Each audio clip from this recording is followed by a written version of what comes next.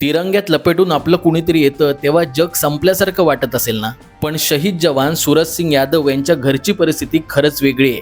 भरल्या डोळ्यांनी सूरज यांना निरोप दिल्यानंतर त्यांच्या पत्नीची प्रतिक्रिया खूपच प्रेरणादायी आहे. माझा पती आता स्वर्गात झोपला असेल, त्याच्या वीर मरणावर मला गर्व आहे. माझ्या 10 वर्षाच्या मुलालाही मी महार रेजिमेंटमध्ये पाठवणार आहे असं पत्नी म्हणते.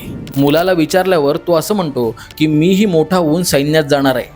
मला वडिलांसारखं सीमेवर जाऊन देशाचं रक्षण करायचं आहे. सूरज यांचे वडील सुद्धा सैन्यात होते. माध्यमांशी बोलताना ते असं म्हणतात की मातृभूमीचं रक्षण करण्यासाठी माझ्या मुलाला खूप कमी वेळ मिळाला, पण त्याचा मृत्यू देशाच्या रक्षणासाठी झाला आहे याचा मला खरंच अभिमान आहे. या सगळ्या प्रतिक्रिया पाहिल्या की भारावायला होतं आणि मनात एक प्रश्न निर्माण होतो की एवढं धैर्य येतं कुठून, इतकी देशभक्ती येते कुठून. स्वतःचा नवरा गेलेला असताना आपल्या मुलालाही देशासाठी बहाल करायचं सामर्थ्य येतं कुठून. बहुतेक हे सगळं आपल्या मातीतूनच येत असेल.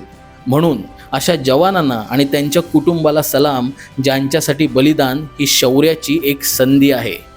संवाद सेतूकडून सलाम.